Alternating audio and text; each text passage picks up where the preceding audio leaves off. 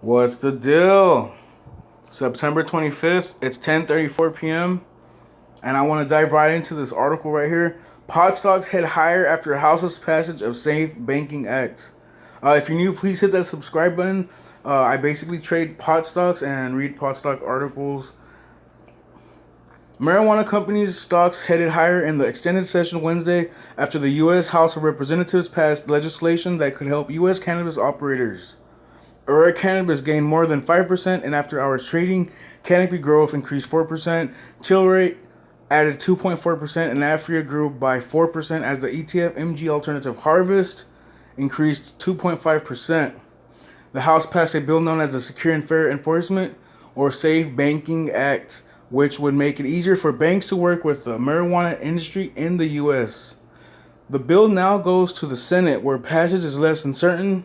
All right, real quick, the reason they say that is because the Republicans control the Senate right now.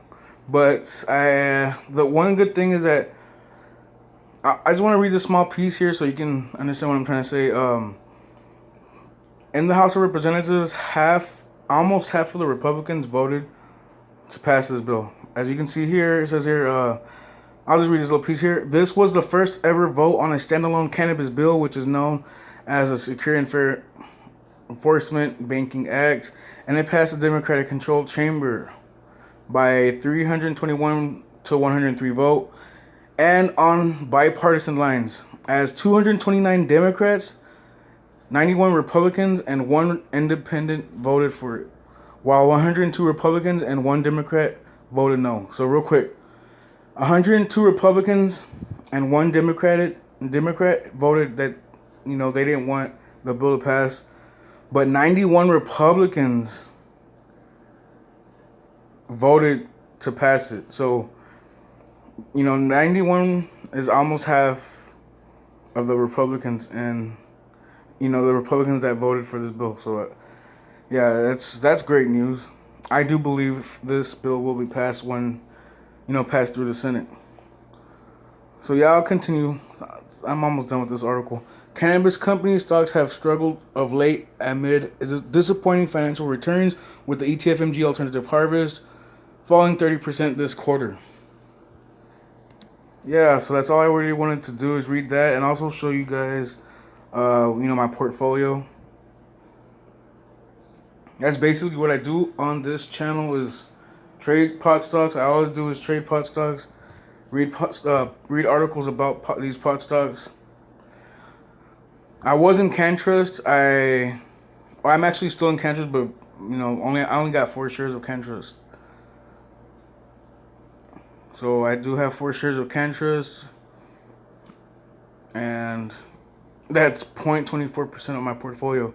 I was 100% in CanTrust, but after they got their license suspended, I decided not to be in CanTrust at this moment. I wanted to, Aurora Cannabis is at a great price, and also Canopy Growth is at a great price, and Chronos. Those 3 to me are buys at these prices. Yeah, I trade very, very aggressively. I'm an extreme risk taker, as you can see. But right now I do have 388 shares of Aurora Cannabis. My average cost for Aurora is $4.60. It's 99.7% of my portfolio.